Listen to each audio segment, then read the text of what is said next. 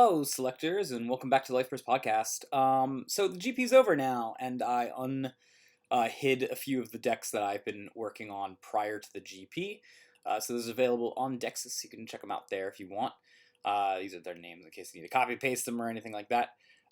So I did a lot of testing for what we would inevitably end up on the GP. I really didn't necessarily want to be on virtuals, just because I thought a lot of people were going to be on virtuals, so I wanted to find things that beat virtuals. But the more and more and more I tested, the more and more I ended up on an Esper deck. We talked about this Esper deck on a podcast already, or at least we should have prior to this video going up. So I ended up on Remember, and I liked it. I actually think it was the best deck in the format. Even though I had a pretty tragic double loss at the beginning, so it took me out of top 8 contention. I really do think I could have probably taken the whole thing with it. Tiffany ended up on Tama Clear, which I also thought was one of the best decks, and I do actually genuinely think the virtual Ange deck was probably one of the best decks as well. Inevitably, I thought these were probably the 3 best decks to bring to the GP, with maybe Sachet as well being an option, but I kind of lumped Sachet and Tama together in my testing. But there was a couple decks that I did, and I also had really positive results with them. I don't think they're exactly tier 1 or S tier, kind of thing. But I liked them enough that I wanted to show them off as being potential decks you could be running, and maybe aren't currently in the format as much as I think they probably should be. And maybe they deserve a little bit of a spot. First of all, I'm not really going to get into it too much as an II deck. So if I just open this up, I have this II deck that I've been playing around with and actually genuinely kind of like. It is very aggressive, and it's able to open up all 3 lanes every turn.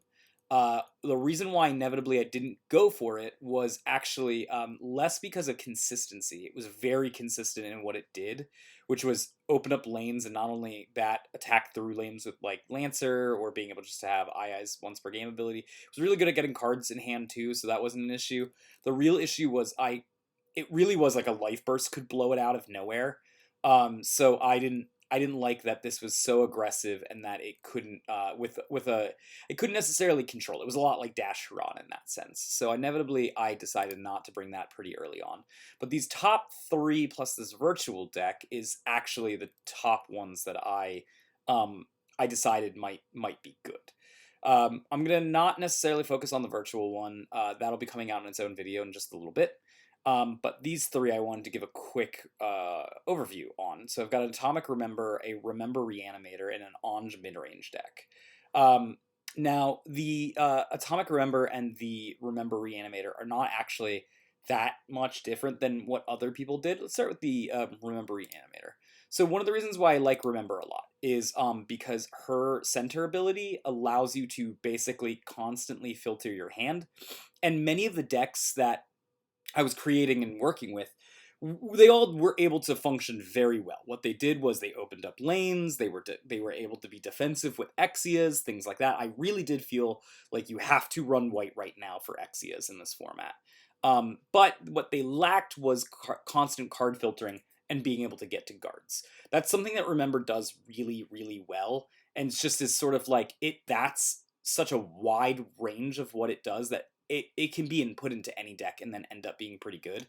And this one might at first look like your normal Esper control, but it really isn't. It's a mid-range deck.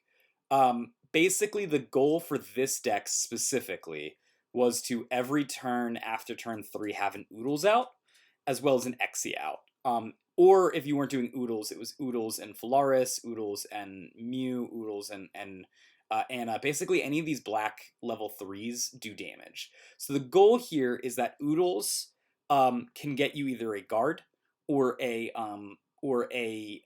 or opens a lane. And with that ability, you want to balance it with whatever the opposite is. So if you're opening a lane, you want to balance it with Exia. Generally, that's the mode that I was using 90% of the time. If you want to open up a lane, if you want to get a guard back, you probably also want to open up a lane still, so you end up with a Mew or even a Oigona to do that lane opening. And then if you really needed to push to the end of game. That's when you went to oodles and another lane opener, maybe a couple lane openers. So that was the trick with this deck. It really is functioned more like a mid range deck. The reason I decided to go with blue was it was really weak to hand disruption. So while part of me wants to say you could just replace these Antillas with oh, what are they called, amoebas, and you'd be good, it's just not enough to do that kind of thing to protect your hand. So inevitably I went with trouble in the deck as well as a miracle draw. And actually these Brunos, I know we so often see Brunos and we see them as discarders. This one Bruno up here is literally just a draw card engine. So that's its goal, is to try to get some abilities to draw cards.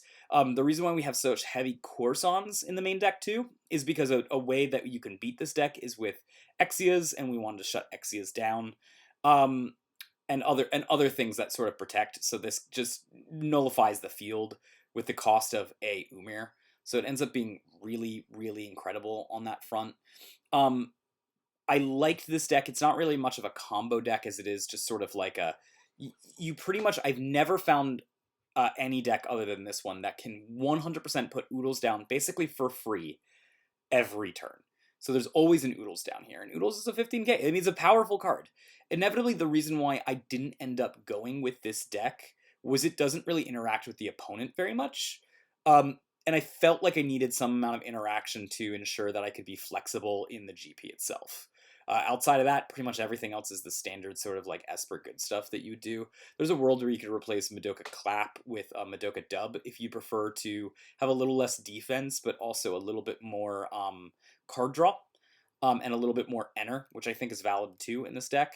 I really was maximizing this ability to put a Signy from the trash into the field in an earlier version of this deck, and it just didn't work out. Like Deus is just a better version of all these other things that come out and deal damage, but at least Oigona can kind of offhandedly mimic that kind of thing too.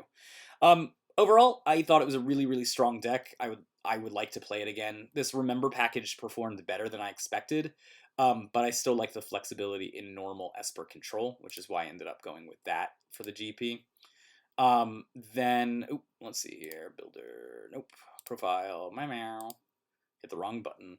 The next one to talk about would be the, I'm going to go with Anj midrange here. Now, Anj midrange is probably unlike most things that you've ever seen.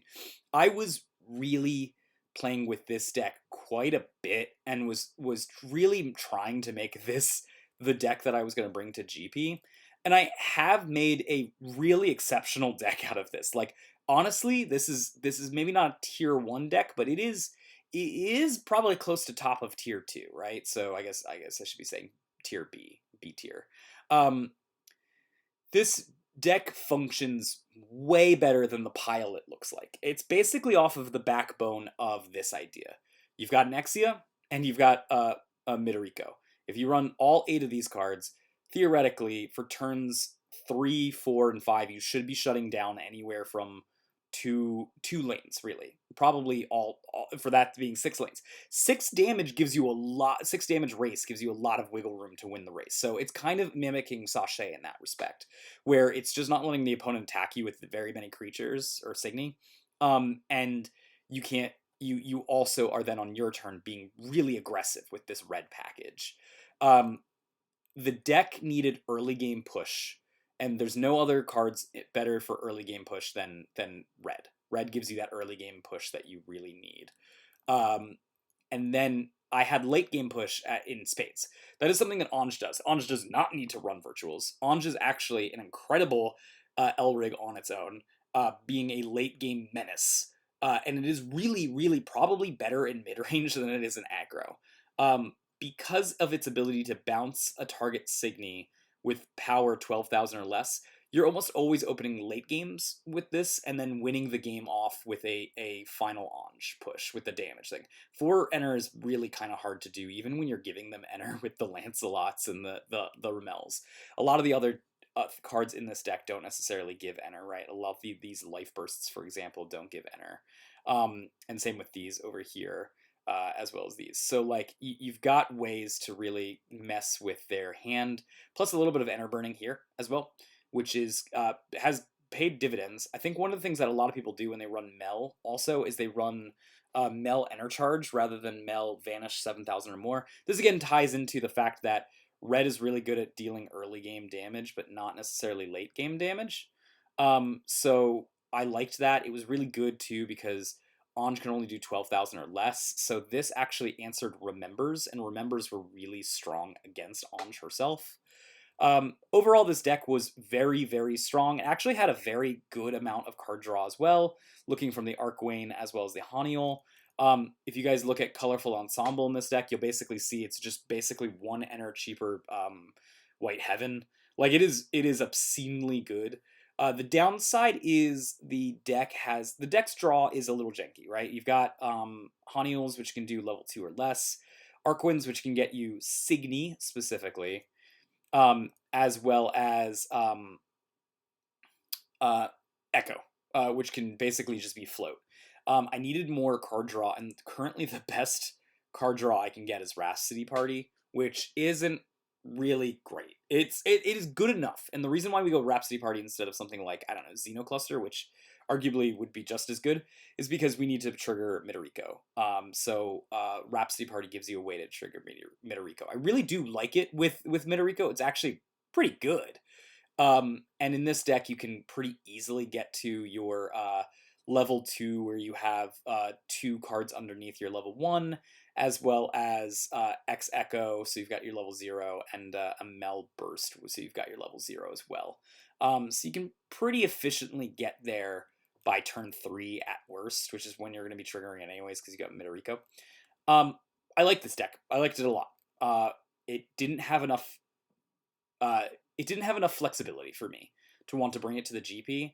But if your meta has a fair amount of aggro, or even, and honestly, it's actually pretty good against control decks as well. This could be your ticket item. It does a lot of Enercharging, so it's just kind of ignores a lot of the resource denying that most decks out there are currently doing, and it's got some pretty cute tricks. I highly recommend it if you guys want to try something different, especially if you like more of a, I don't know. If you're more of a white-red player, it feels like white-red is really hard to play nowadays in this meta. So I really like this deck. I know there's some people who like big white, like in terms of not just white aggro, they want to go a little bigger than that. And that deck is probably custom made for you. The last one to talk about is a Remember Atomic. Remember, this is an Atomic deck, point blank. So if you guys know how Atomic decks work, this works just the same way. The real strength here is you want to be running, 4. You're really being greedy. You're running 4 Exia and 4 H2Os. This gives you a field that's really hard to interact with. This is, again, my number one approach to dealing with Atomic Clear and Anj, was what if I just don't allow for damage on the field? What if I just go ahead and don't allow for damage on the field? And it does the job very well. H2Os, Exias, they share a same common thing that can kill them, which is Yuki. But outside of that, it ends up still being really good. I generally like, it depends. If you're playing against control decks more, like more Esper decks, I like Atomic Remember better than Deus Remember. If you were playing against a lot of virtual decks, I like Deus Atomic better than I like this. The reason being is this is about a turn slower than Deus, but it is also just incredibly less acceptable to hand disruption. This deck actually destroys the decks that try to disrupt your hand. You gain so much card draw just straight up from Remember over multiple turns, as well as just like having the efficiency of Madoka Floats, and then using these to draw cards instead of making your opponents discard cards, plus occasionally bursting a Georgia Natural Element. That I liked this deck quite a bit. The reason why I ended up not running this deck at the GP is pretty simple. It is really good against the Esper control decks, and I thought I was going to run into a lot of virtuals. And if I was going to run into a lot of virtuals, I started playing Deus, at Atomic Deus, more than I've played this deck, and Atomic Deus just had more legs against that. Inevitably, I didn't go with Atomic Deus either because it was the opposite. It was weak to these control decks, and I didn't want to lose to those either, because I figured those would be at the top table, and I was right. There was a several amount of those at the top table. So I'm happy that I didn't use this, but it doesn't mean that this deck archetype isn't good. In fact, it is actually particularly good. I would probably rate it an A tier, with how good it is, if not B tier. Um, so those were the decks that were the ones that I was highly considering for GP. There was a lot of other decks that I was just kind of playing to see if I could find a way to make them work. I got Mel working pretty well. I got some other versions like counter virtuals to work pretty well. But inevitably, I settled on the Esper deck, and I really did feel like that was the best deck for the format. So I'm happy I ended up going with that route. I also want to give a quick shout out to all my testing partners, namely Tiffany, my wife, Tommy, and Pigeon, who never really took the whole thing with a similar build to what I had. And yeah, so we tested out a bunch of things. We threw a bunch of shit on the wall and see what would stuck. And we got some really cool decks out of it. So I hope this gets you guys some inspiration to do.